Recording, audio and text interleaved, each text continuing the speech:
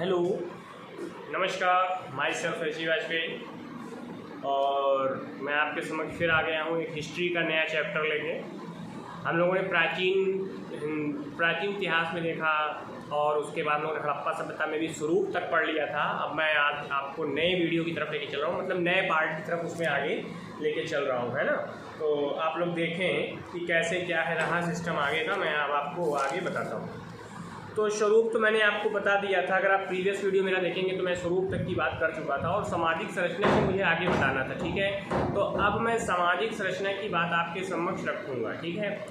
तो सामाजिक संरचना में सबसे पहले अगर हम बात करें तो वर्ण व्यवस्था की बात आती है। और वर्ण व्यवस्था जो थी हड़प्पा सभ्यता में, वो आधार था उसका रंग, कर्म और जन्म। रंग के आधार पे आप सोचिए, कुछ लोग काले होंगे, कुछ लोग गोरे होंगे। कर्म के आधार पे क्या होता था, शिक्षा देने वाला शिक्षक। जन्म से क्या कहानी होती थी कि पुंजारी का बेटा पुंजारी बन जाता था, सैनिक का बेटा सैनिक। अच्छा, अब इसके बाद जरा आप थोड़ा सा और समझने की कोशिश करेंगे कि इसमें चतुर्वर्ण व्यवस्था आ जाती है। हड़प्पा सभ्यता में भी हमें चतुर्वर्ण व्यवस्था का मतलब क्या है कि ब्राह्मण भी देखने को मिलते हैं, क्षत्रिय भी देखने को मिलते हैं, वैश्य और शूद्र, ये चारों वर्ण हमें कहीं ना कहीं देखने को मिलते हैं। आगे चले, अगर हम द्विवर्ण की बात करें तो ब्राह्मण एवं गैर ब्राह्मण, जैसे कि दक्षिण भारत के जो ब्राह्मण थे वो गैर ब्राह्मण की कैटेगरी में रखे जाते थे उस समय। आगे चलते हैं, अब इस समय हमें दास प्रथा भी देखने को मिलती है। तो दास प्रथा में क्या है, आधार बनाए जाने का क्या था कि एक तो जैसे कहीं पर युद्ध हुआ और युद्ध में कुछ लोग पकड़ लिए गए बाद में, तो उनको युद्ध बंदी कह दिया जाता था, या फिर उनको पैसा दिया जाता था। जो कुछ लोग हैं, जैसे कुछ लोग ऋण दे दिया करते थे और फिर पैसा न चुका जाने की शर्त पर कर्जदार व्यक्ति को भी बंदी बना लिया जाता था। खरीद बिक्री के आधार पर, मतलब रोड पर गए, मार्केट भी लगती थी, है ना। युद्ध बंदियों के मतलब जो दास लोग होते थे वो रोड पर भी बिका करते थे, ठीक है, लोग उनको वहाँ से खरीद लिया करते थे। अच्छा, दास का उपयोग क्या होता था हड़प्पा सभ्यता में, वो मैं आपको बताता हूँ। देखिए, घरेलू कार्य में, आर्थिक उत्पादन में, मतलब घर में कोई बिजनेस बनाया गया है या कुछ भी किया जा रहा है तो उसमें उन दासों को लगाकर वहाँ से उस चीज़ का प्रोडक्शन यानी उस चीज़ का उत्पादन कर लिया जाता था, ठीक है। स्त्री एवं पुरुष दोनों इसमें आते थे, मतलब ऐसा नहीं था कि सिर्फ दास पुरुष ही बनते थे। दास में दास और दासी दोनों होते थे, यानी कि स्त्री और पुरुष दोनों तरह के दास उपलब्ध थे। इनको वेतन नहीं मिलता था, काम भी इनसे खूब कराया जाता था। इनको किसी प्रकार का वेतन नहीं दिया जाता था और इनसे काम भी खूब कराया जाता था। और 2 वक्त की रोटी भी बड़ी मुश्किल से इनको मिलती थी, मतलब बस इनका लोग खून पीते थे बस एक तरीके से। हाँ, ये कहानी होती थी उस समय। अच्छा, महिलाओं की स्थिति की जरा बात कर ले तो महिलाओं की स्थिति की 2 कैटेगरी में बढ़ गई। अगर महिलाओं को शिक्षा दी जाएगी, वो शिक्षित होंगी, समाज में बराबर का दर्जा मिलेगा, तो कहीं ना कहीं वो समाज में अपना उच्च स्थान प्राप्त कर सकेंगी। तो इस आधार पे, और दूसरा आधार ये कि अगर वो अशिक्षित हैं, मतलब शिक्षा नहीं प्राप्त कर पाई हैं या समाज में उनको बैठने का अधिकार नहीं दिया जा रहा है, तो वो कैसे उस दर्जे को प्राप्त करेंगी। तो 2 कंडीशंस यहाँ देखने को मिल जाती हैं। तो अच्छी तो हम तब कह सकते हैं जब उनको शिक्षा का अधिकार मिले। तो उच्च वर्ग के लोगों को, महिलाओं को सार्वजनिक जीवन में भागीदारी का अधिकार मिलता था। जो उच्च वर्ग की महिलाएं होती थी, निम्न वर्ग के लिए कोई स्थान नहीं होता था। निम्न स्थिति में क्या हो जाता था, बाल विवाह होता था, पर्दा प्रथा थी, सती प्रथा थी। तो ये सब चीजें देखने को मिलती हैं। देवों की दासी प्रथा, देवदासी प्रथा, जो मंदिरों में स्त्रियां काम करती थी उन्हें बोल देते थे देवदासी। इसमें विधवा प्रथा फिर आगे हो जाती है और बहुपत्नी विवाह भी देखने को मिलता है, मतलब जो लोग अमीर होते थे उनकी कई पत्नियां यहाँ पर देखने को मिलती हैं। पुजारियों के द्वारा कभी कभी इनका शोषण भी होता हुआ पाया जाता था। अब आगे चलते हैं, रहन सहन, खान पान और साज सज्जा। अब शाकाहारी भी था उस समय का जीवन, लोग शाकाहार भी करते थे, मांसाहारी भी थे, रीति रिवाज भी बहुत सारे रहा करते थे उस समय के। अच्छा, मनोरंजन के साधन की बात करें तो आंतरिक, मतलब घर के बाहर के गेम नहीं होते थे, आउटडोर नहीं गेम होते थे, इनडोर गेम की व्यवस्था उस समय ज़्यादा अच्छी थी। तो आंतरिक मामलों में पासा खेलना है, खिलौना खेलना है ना, वाद्य में शिकार करना है, मतलब गए जंगल में शिकार, किसी भी तरह से शिकार का गेम हो रहा है ना, जानवरों को मारा जा रहा है शिकार के थ्रू। पशु पक्षी लड़ाना, जैसे कि मुर्गा लड़ाना, नौका विहार करना। अब नौके लगा ली गई और रेस हो रही है उसकी, तो इस तरह से गेम हुआ करते थे उस समय। अच्छा, अंत्येष्टि के भी 2 पार्ट हुआ करते थे, मतलब अंत्येष्टि का मतलब है किस तरह से जीवन लीला किसी व्यक्ति की समाप्त होने पर उसके पार्थिव शरीर को किस तरह से उसका अंतिम क्रिया उसकी की जाएगी। तो एक होता था समाधिकरण, एक होता था दाह संस्कार। अब देखते हैं थोड़ा सा वर्गीय विभाजन किस तरह का था। तो जो वर्गीय विभाजन में, उसमें 4 तरह का वर्गीय विभाजन हमें हड़प्पा सभ्यता में देखने को मिलता है। एक विद्वान होते होते थे, एक योद्धा होते थे, एक व्यापारी होता था और एक श्रमिक वर्ग होता था। मतलब फिर से मैं रिपीट कर देता हूँ, वर्गीय विभाजन जो होता था उस समय विद्वान होते थे, योद्धा होते थे, व्यापारी होते थे और श्रमिक वर्ग हुआ करता था। अच्छा, हड़प्पा सभ्यता के बारे में थोड़ा सा और डीप में समझने की कोशिश करेंगे। हड़प्पा सभ्यता एक वर्ग विभाजित समाज था जिसमें व्यापारी, योद्धा, श्रमिक मौजूद थे। संरचना एवं समाधि स्थल पर मिली समग्र समाज में विषमता दर्शाती है। अब एक चीज़ सोचिए, उस समय जो समाधियाँ बनाई गई होंगी और जब अब खुदाई हुई उनकी, बाद में जब फिर से जब खुदाई हुई तो पता चला कि कुछ जगह पर कुछ सामान है, कुछ जगह पर कुछ सामान निकल रहा है उनकी अस्थियों के साथ में। तो अस्थियाँ शायद ना भी मिली हों, लेकिन जो भी चीज़ें मिली होंगी तो उनमें कहीं ना कहीं विषमता दिखाई पड़ती है, कहीं ना कहीं। तो इससे ये पता चलता है कि उस समय का जो समाज था उसमें विषमता व्याप्त थी। मतलब कई तरह के लोग, सामाजिक लोग वहाँ पर रहा करते थे, अपने जीवन को जिया करते थे उस समय अपनी व्यवस्था के अनुसार।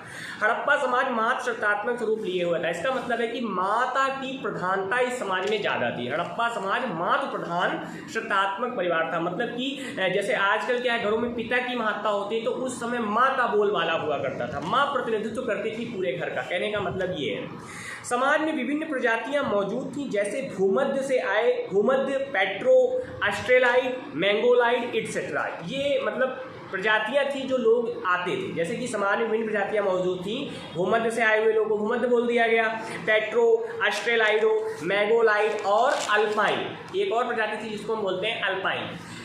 इसमें सर्वाधिक संख्या भूमध्य सागरीय प्रजाति की थी। जो भूमध्य सागर से आए हुए लोग थे उनकी संख्या सबसे सर्वाधिक मानी जाती है। अब एक पॉइंट और समझते हैं, हड़प्पा सभ्यता में सती प्रथा का भी साक्ष्य मिल जाता है, क्योंकि लोथल में जब खुदाई हुई तो वहाँ से युग्मित शव प्रावधान निकला, यानी कि एक साथ स्त्री पुरुष दोनों दफन हुए, वहाँ पे प्राप्त हुए। तो इसका मतलब ये है कि एक साथ दोनों का कर्मकांड किया गया होगा। तो दोनों तो जरूर नहीं कि मरे होंगे, एक ही मरा हो। तो युग्मित शव उद्धार मिलने का मतलब है कि कहीं ना कहीं सती प्रथा उस समय सती प्रथा की तरफ ये बात संकेत कर रही है ना। समाज में साज सज्जा पर विशेष बल दिया जाता था। स्त्री और पुरुष दोनों आभूषण धारण करते थे। हड़प्पा सभ्यता की यही एक खास बात है कि स्त्री हो या पुरुष हो, दोनों ही उस समय क्या करते थे, आभूषणों को धारण करते थे, पहनते थे। स्त्रियां केश में भी श्रृंगार करती थी, मतलब बालों के ऊपर भी श्रृंगार होता था, विशेष ध्यान देती थी। तांबे के दर्पण, उस समय तांबे के दर्पण होते थे, क्योंकि शीशे का इन्वेंशन उस समय हुआ नहीं था, शीशा बाद में आया, बहुत आगे आया।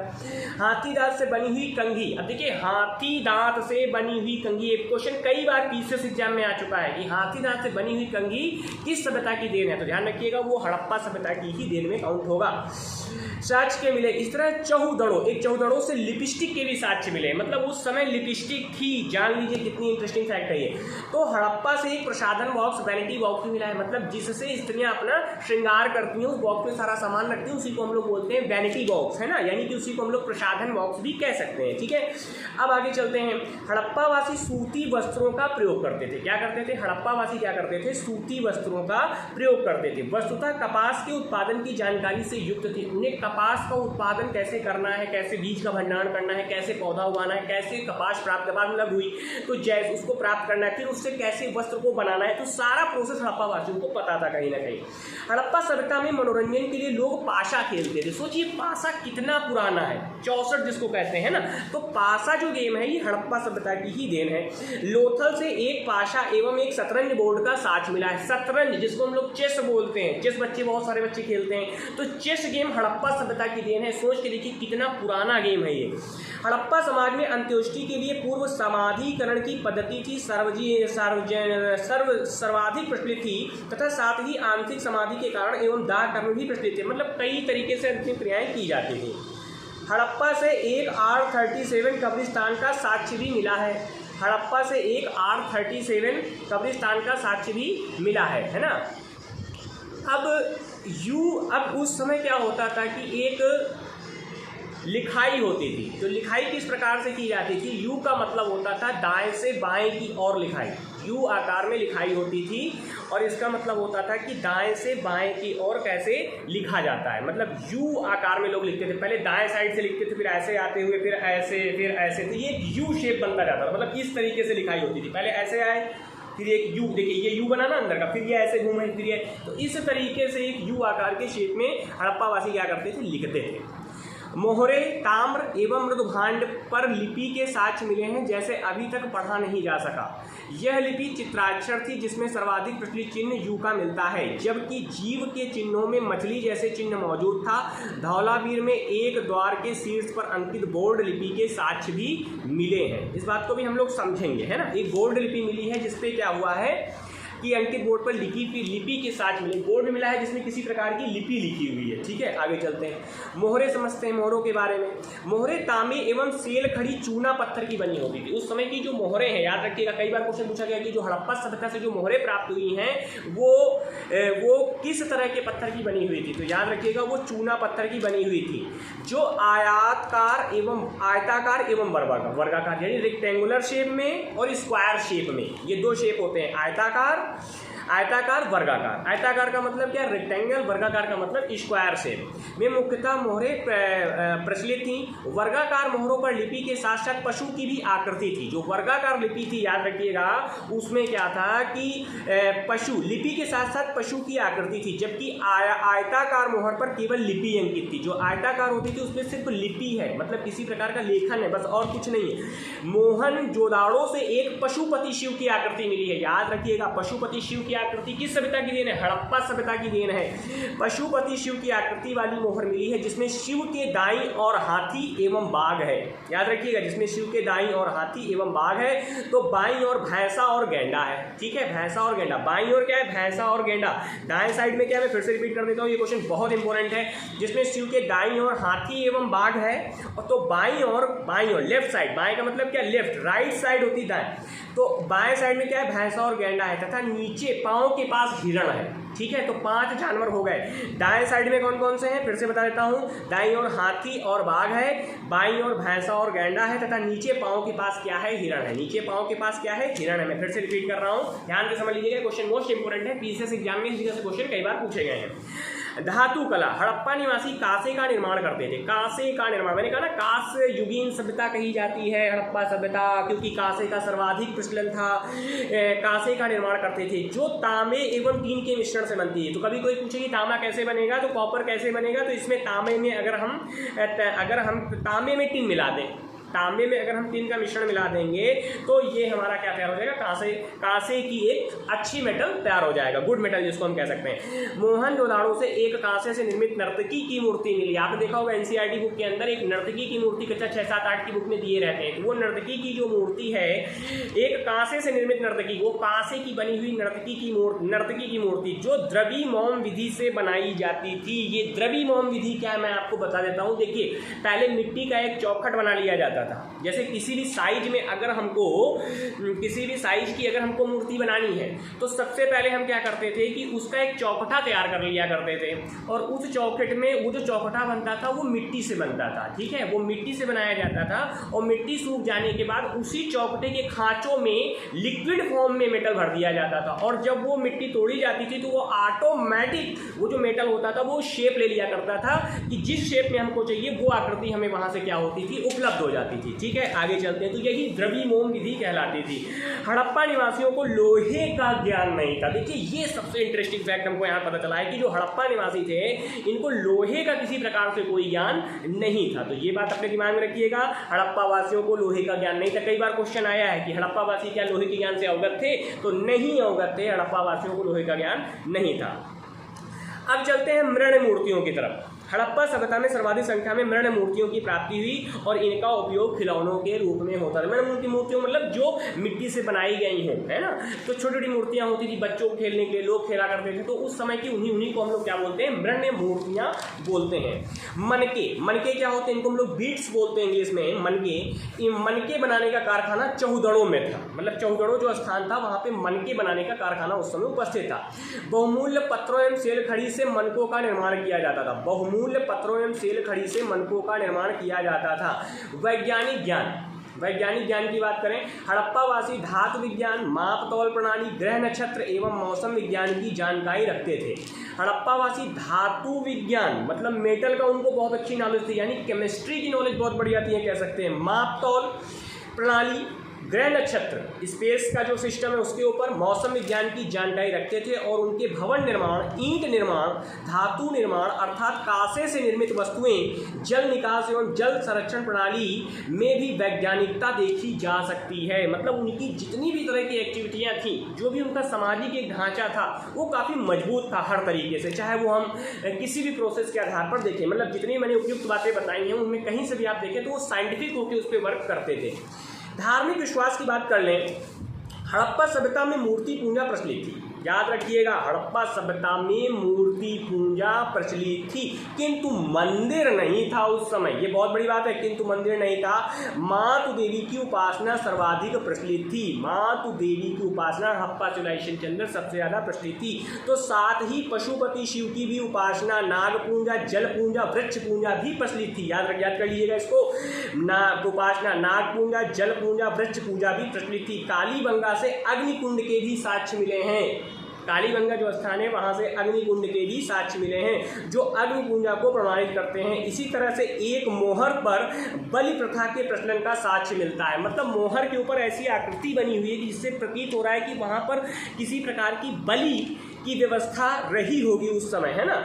यह संभावना में जादू, टोने एवं अंधविश्वास के प्रचलन को सूचित करता है। अब जहाँ बलि प्रथा रही होगी तो कहीं ना कहीं अंधविश्वास आ गया, है ना, तो जादू टोने वाली बात भी आ गई कहीं ना कहीं। इसी तरह से कब्र में मिली सामग्रियाँ उनके परलौकिक जीवन की आस्था को सूचित करती है। मतलब जो उनकी कब्रों को खोदा गया तो जो वहाँ पर चीज़ें दिखी हैं या जो भी चीज़ें प्राप्त हुई हैं उससे ये पता चलता है कि वे परलौकिक चीज़ों पर विश्वास रखते थे। जैसे दूसरा जन्म हुआ, क्या होगा, लोग मरने के बाद कहाँ पहुँचेंगे या कैसी व्यवस्था पाएंगे, तो इन बातों की तरफ उनका ध्यान कहीं ना कहीं रहता था। आगे चलते हैं, हड़प्पा सभ्यता का पतन।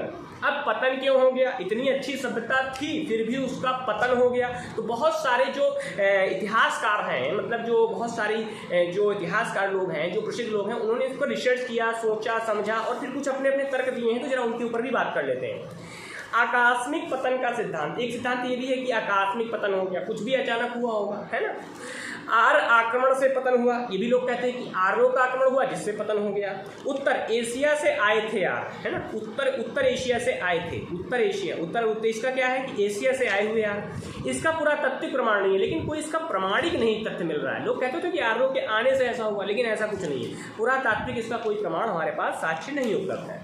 परिस्थितिकी असंतुलन का सिद्धांत, मतलब नेचर से कोई प्रॉब्लम आई होगी, जैसे बाढ़, सूखा, नदियों का मार्ग परिवर्तन होना, जल का स्तर ऊपर उठ जाना। जैसे लोगों ने सोचा, ऐसी आशंका जताई जा सकती है, बाढ़ है, सूखा, नदियों का मार्ग परिवर्तित होना, जल स्तर का ऊपर उठना, कृषि उत्पादन में कमी होना, अधिशेष में कमी होना, शिल्प उद्योग कमजोर, अर्थव्यवस्था का चरमरा जाना, ये सारी चीज़ें रखी गई थी। आगे चलते हैं, अब हड़प्पा सभ्यता के पतन के ऊपर और ज़्यादा देख लेते हैं क्या क्या तर्क थे, क्या क्या चीज़ें थी।